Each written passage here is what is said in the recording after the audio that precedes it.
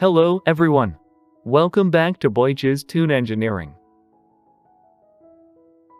In the previous video, we studied how to draw manga eyes using symbols. How to draw eyes using simple symbols like two dots, and symbols that reflect the current trends in the manga. How to draw eyes using simple symbols like two dots and symbols that reflect the current trends in manga. It's truly amazing how manga can be created solely through symbols. That's one of the incredible aspects of manga. While this is impressive, you might be interested in exploring slightly different drawing styles, or incorporating more diverse elements into your works. Perhaps you wish to portray a variety of cool characters, depict different situations, or experiment with various storytelling. For these reasons, it could be beneficial for us to learn how to draw realistic eyes. So let's start to learn how to draw realistic eyes.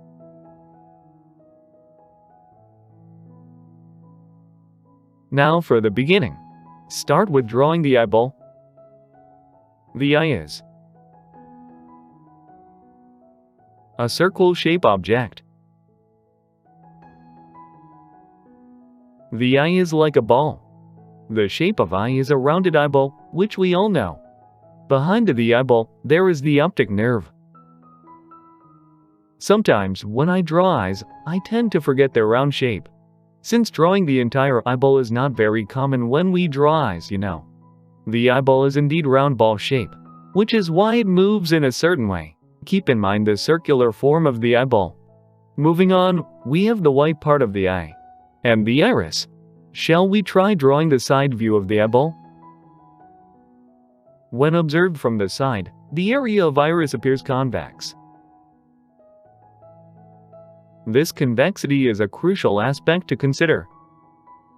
However, in manga, you can choose to disregard it. It can be depicted in various ways, depending on your preference. I often saying it, but it is all up to you. Nonetheless, the extent of your studies, the knowledge you've acquired, and the effort how you put into your work will ultimately shape the kind of artwork you create, and determine the type of artist you become. Anyway, there's a slight convexity. And within this convex area, there are very tiny muscles. The muscles inside that are dark. These tiny muscles are responsible for moving the pupil. They make the pupil bigger and smaller, just like the camera zoom in and out. So, right in the center, there's the pupil. Here is the iris from the front view. It's okay, you don't have to draw a perfect circle. And I'm going to draw my way. In the center of the iris, you can find the pupil. We all know that eyes are the most important element in manga. They play a crucial role in character depiction. Among all the elements of the eyes we draw right now, the iris is the most significant. It's like the most precious object, conveying all the stories and feelings to readers. And within that, even more important is this tiny hole called the pupil. How amazing, isn't it? When we depict humans in drawings, we choose this tiny hole as the most important thing, repeating it over and over and over again. This tiny black hole. It's remarkably and incredibly fascinating. It can move our heart in an indescribable way. That's why it's so important to us, artists, depending on how we portray it. Unbelievably amazing, isn't it? And there are tiny muscles surrounding it. By adding small lines around the pupil, we can indicate the direction where the muscle fibers. If you look closer at the pupil, you'll notice how complex structure it is. I want to explain how beauty it is, but I can't delve into that level of detail every time I mention. It's like when we talk about drawing hands, we don't go into the specifics of every fingerprint on the fingers, right? For now, let's focus on the iris, which appears convex here, in a cross-section view. There's a covering membrane over the eye, and the muscles are located there. And the pupil is right here. Behind the pupil there's the lens called the crystalline lens, which is essential for humans.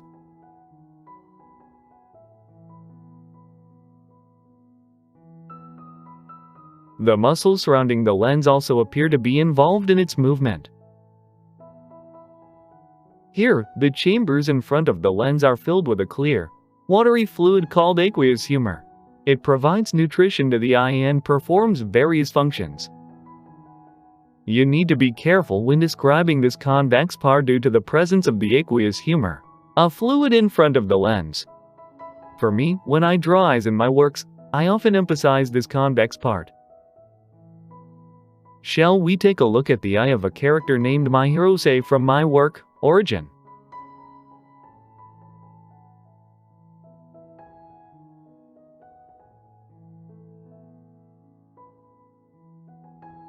In reality, the size human eyes are smaller than this, but it is manga. So I drew the bigger eyes, even though it's a realistic manga style. If we consider this size for an eyeball, this part becomes convex like this. Convex shape. And do you notice this? Shall we zoom in and look closer?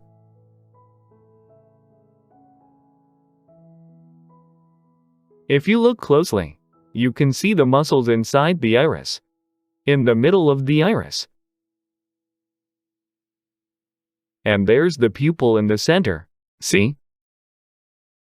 In the past, I used to depict the direction of these tiny muscles like this. But in Mai's eyes from Origin, I portrayed deeper shading.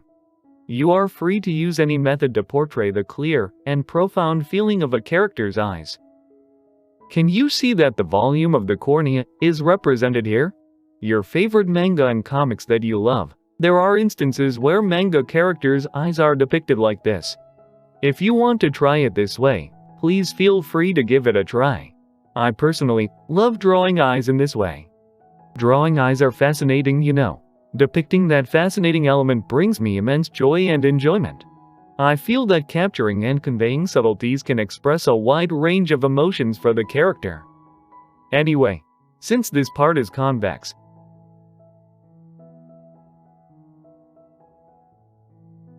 you can also depict it like this, but if we chose to draw the iris simple and symbolically, I draw the iris simply as I can. Placing the pupil not in the center of the iris, but towards it back a little, it also creates a nice effect. A profound effect from the iris. Clear and deep feeling of the eyes. This three-dimensional convex look. This effect. It's an incredible feeling, isn't it? However, drawing the eye with the pupil in the center is a nice way to create an impactful effect on the iris. It is also a good way of drawing eyes. You can try everything you want. I encourage you to explore and try everything that interests you in your drawings. Don't be afraid to make mistakes. Keep drawing and continue to improve. Now, where are we? If we need to study the outer part of the eyes, isn't the skull the first thing we consider? Let's draw the bone around the eye, shall we? This is Mr. Skull. I'll try to draw the bones around the eye area. To draw the eye we called.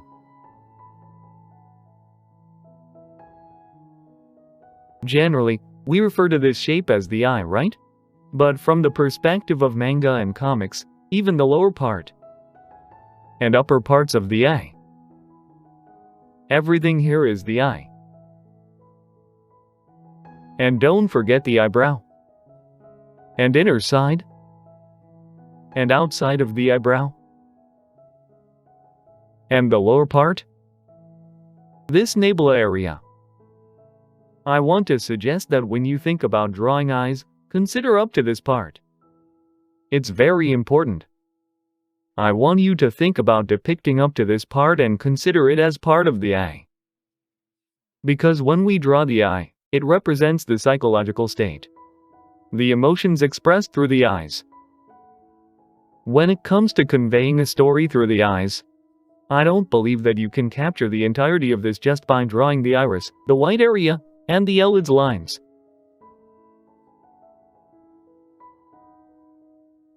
To express the eyes, you need to consider and draw this entire nibble area. So when you're studying the eyes, I hope you keep this in mind and approach your studies and drawings accordingly. Let's see. Should we depict the half of the skull? This is called temple, the zygomatic bone. This is also an essential element when portraying the eyes. When depicting the eyes and conveying emotions through them, this area is also included. The same applies when representing the age, for example. The sockets cover the eyes is called the orbits. Are very big. I mean, they are quite huge.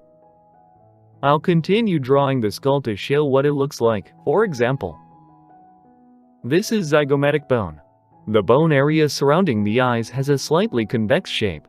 Yeah, it has a convex curvature. Shall we bring back Mr. Head from the previous video and explain it? Anyway, look at the orbit area closely. It has a slight convexity. The lower part, and the upper part also. Capturing and understanding the intricate convex shape is crucial when depicting the structure of a face. This upper part is the forehead, the frontal bone. The position and shape of the eyebrows may vary slightly for each person. For now, I will locate the eyebrow here, and this part of bone is called the supraorbital torus. When you look at it a cross-section or side view, it sticks out.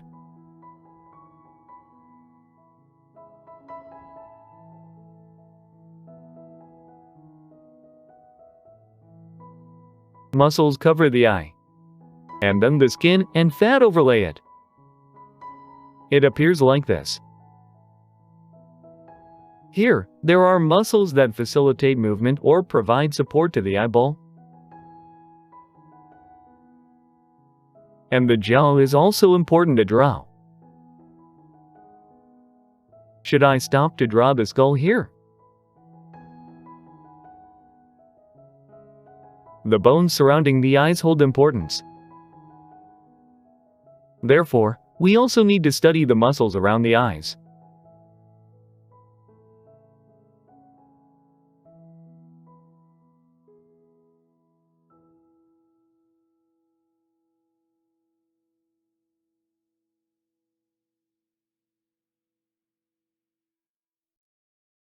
This area is encircled by a circular muscle known as the orbicularis oculi muscle. It's the muscle that contributes to the movement of the eye area. The orbicularis oculi muscle plays a crucial role in depicting the eyes. It covers the eyes. Inside the orbicularis oculi muscle, there is a small muscle called the corrugator supercilii muscle, which moves the skin on the side to control eyebrow movements. This part is essential for expressing emotions through eyebrow movements. On the forehead, there is a muscle called the OCCIPITOFRONTALIS muscle. It is responsible for eyebrow and eye movements, as well as creating expressions on the forehead. We will delve into it further when we discuss the forehead. For now, you need to remember that there's a very important thin muscle located on the forehead. When drawing the eyes, it's important to consider the presence of a significant muscle that extends downward between the eye and the nose.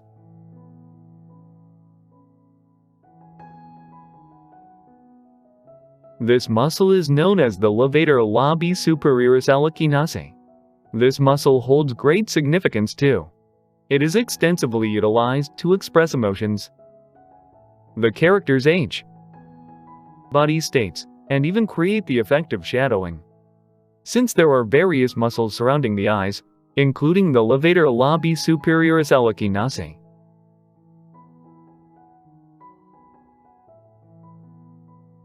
When we draw eyes, we incorporate all these elements directly into our drawings.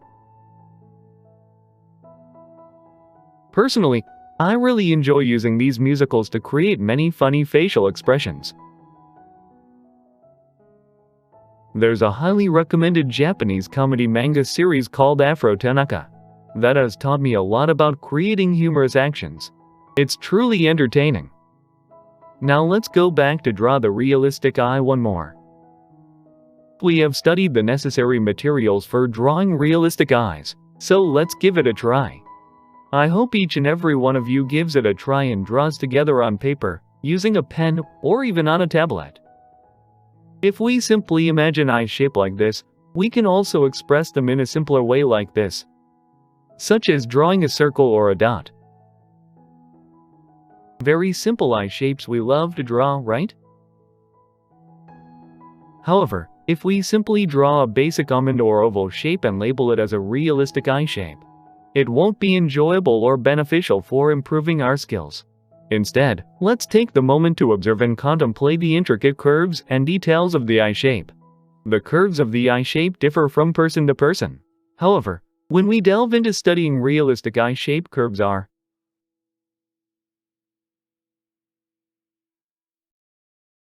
basically, the direction of the curve lines is like this.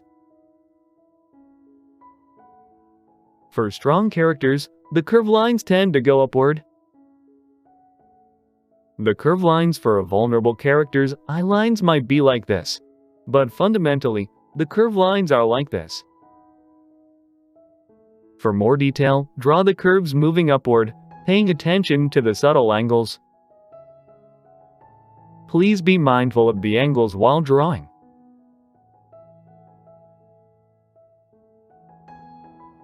The subtle angles and the thickness of the lines. Subtle angles. And then, the mindful of the subtle. Focus it. And remember, subtle angles and the thickness of the line. It's very interesting part. And here we go. Like this. However, there are also variations in eye shapes among individuals. Moreover, depending how you draw and the type of eyes you intend to draw, there can be many differences. The lines at the corners of the eyes appear to be thicker, right? It represents the thickness of the upper eyelid. The thickness. This thickness is evident. Focus on the thickness. When depicting realistic eyes, this thickness also the important part. Remember the line thickness. The presence of long eyelashes on the upper eyelid gives the eyelid a darker and thicker appearance. However, as we all know, by enhancing the outline with makeup, people can create eyes that appear deep and attractive, capturing attention. And we can portray eyes like this in drawings.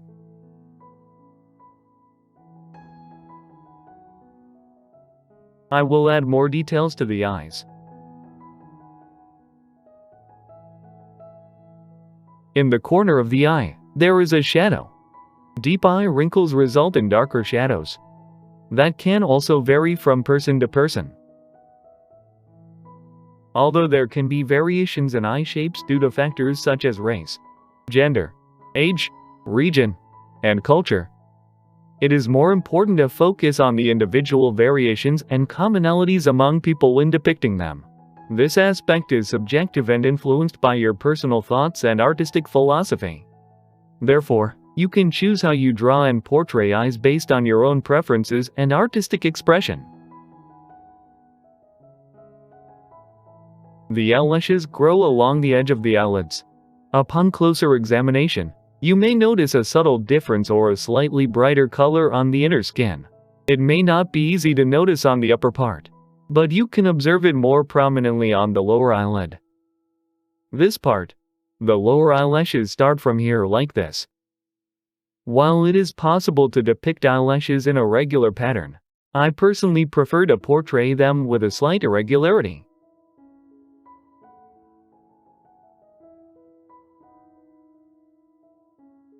They can slightly overlap, creating a natural and appealing look.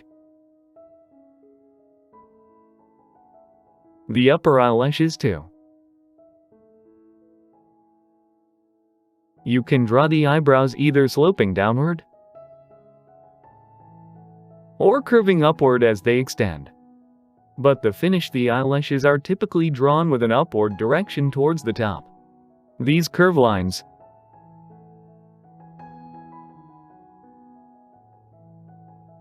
make tapered lines, natural, attractive, and deep-looking eyelashes. When hatching, the eyelash lines make the inner eyelashes slightly thinner and shorter, and the outer eyelashes bolder, longer, and thicker. And here,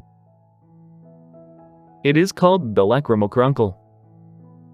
You can draw or not, it is up to you. The lacrimal caruncle and the plica semilunaris are two distinct structures within the eye. When I portray them, I focus on both of them and ensure their inclusion in my drawings. The lacrimal caruncle. Tears emerge from here, and interestingly, I remember reading about it in a science book when I was a kid. The book mentioned that it was considered as evidence of humans evolving from aquatic environments. You know, like beavers and seals have a third eyelid. I learned about it when I was young.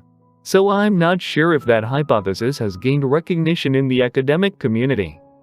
Maybe it is right or maybe it is nonsense for now. I am not sure. Anyway, add some shadow effect here is a nice too. In origin, take a look. I drew the lacrimal caruncle within the eye. I didn't put too much detail into it. I wasn't aiming for a hyper-realistic portrayal, you know. But as you can see, there are the lacrimal caruncle and the plica semilunaris, and the depiction of light particles and shadows reflected on the eye.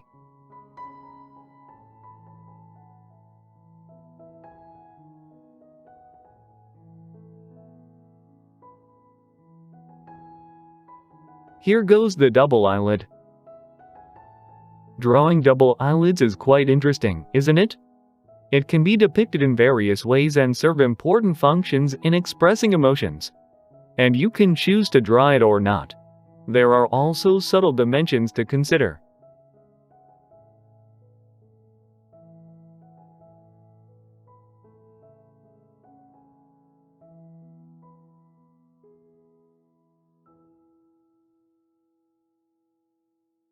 The iris that we briefly discussed it earlier, and the pupil. Here, draw the outline of the circular iris slightly darker. These tiny muscles. It's fun to draw it. The shape and structure of these tiny muscles are quite interesting. And then, starting from the top, it is darker, and the bottom is brighter. You can express it by hatching or using screen tones to depict it. There can be various ways, right? The thicker outline. Regarding the top being dark, well, in reality, the eye is somewhat like that, but it's more of an artistic technique to convey the transparency of the iris. Having the top darker and the bottom brighter is a technique used to represent transparency, like glass or liquid. To give the eye a sense of transparency, you know.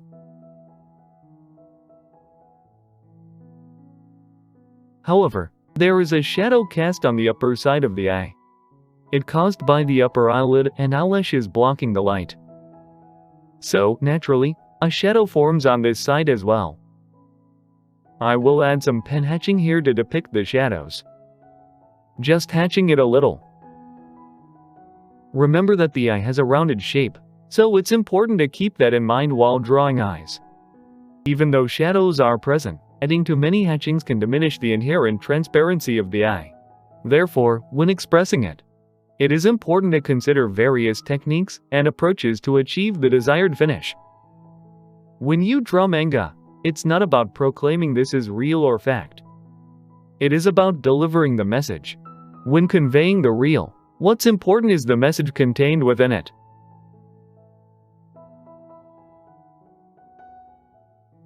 Okay, shadows are done.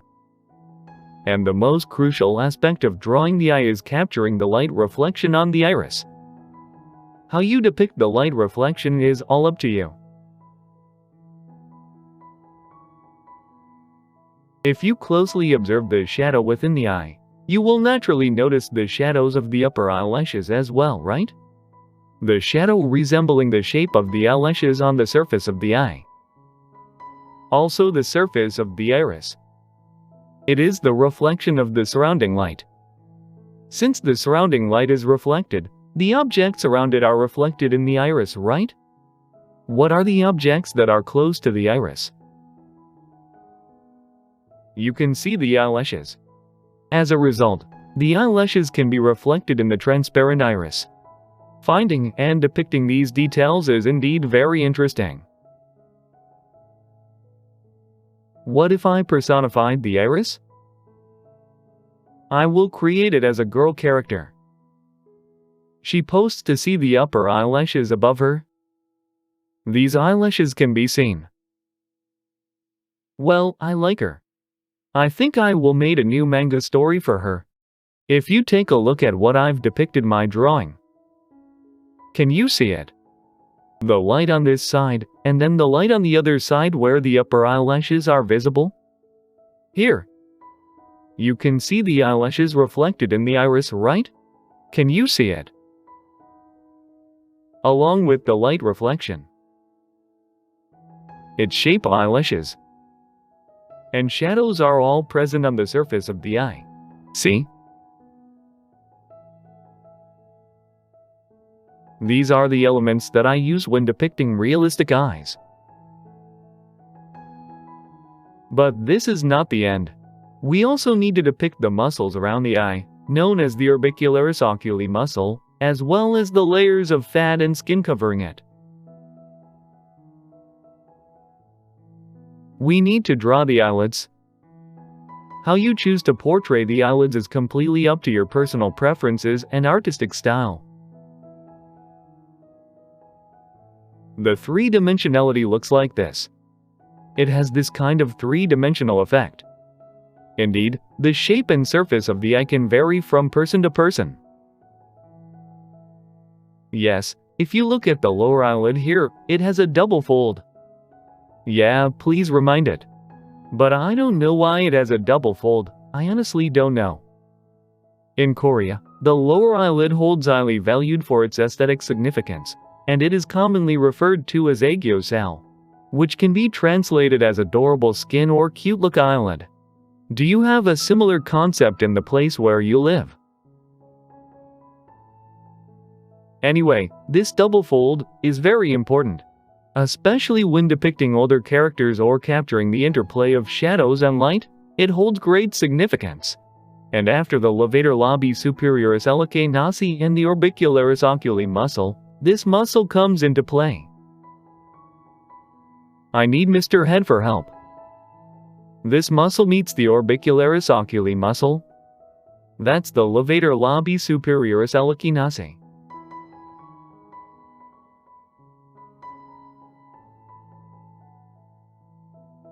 Description of the textures and shadowing are important aspects as well.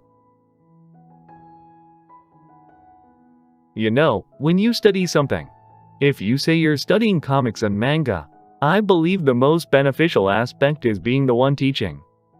That's why, when I want to study in depth, I create manga tutorials. By practicing manga techniques, the person who benefits the most is the one creating those tutorials themselves. I can already feel that I'm learning a great deal by embarking on this manga tutorial series, Toon Engineering Corner, with all of you. Thanks to all of you. We are studying together. For both you and me, this is just the beginning of everything. And here goes the eyebrow. It is also important in manga. Let's add some more details. Draw it more thicker.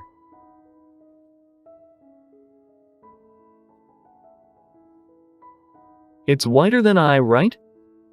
This one is wider than the eye, but the eyebrows don't have to be drawn in the same way. Depending on the character you're drawing, the eyebrows can be shorter or styled in any way you prefer. Feel free to draw in your own preferred style. But as an example for everyone, I will show you a wider and thicker eyebrow.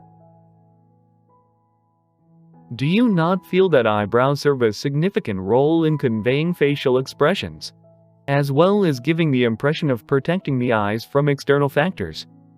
Certainly, eyebrows can have different orientations rather than being fixed in one specific direction, right? Many curvied hair change the direction and connecting each other's. They say like go that way. No, that way. Don't come here. Go there. Like that. And for the ends of the eyebrows, you can simply add thicker and darker lines. When we observe it from the side like this, it forms a triangle. Indeed, if you draw the eyebrow as a single thick line, it may not matter much. However, if you intend to depict light and add dimensionality to the eyebrow through hatching, it is important to make the corners darker. Okay, let's see the origin one more time. Can you see the difference?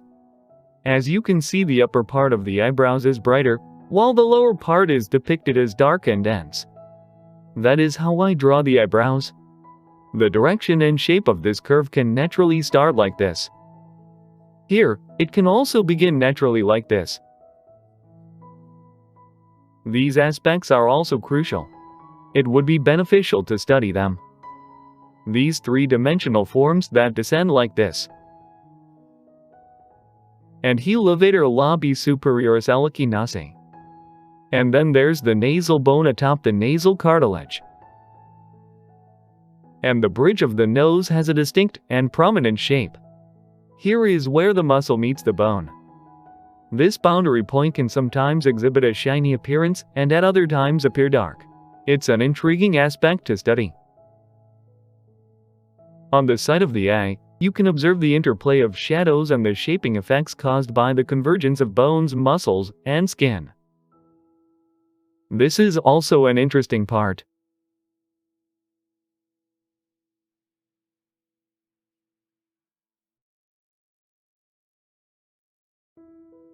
And as we draw upward, it represents the forehead. It is the supraorbital torus. Indeed, we have drawn and studied the anatomical elements essential for drawing realistic eyes so far. It's quite interesting, isn't it?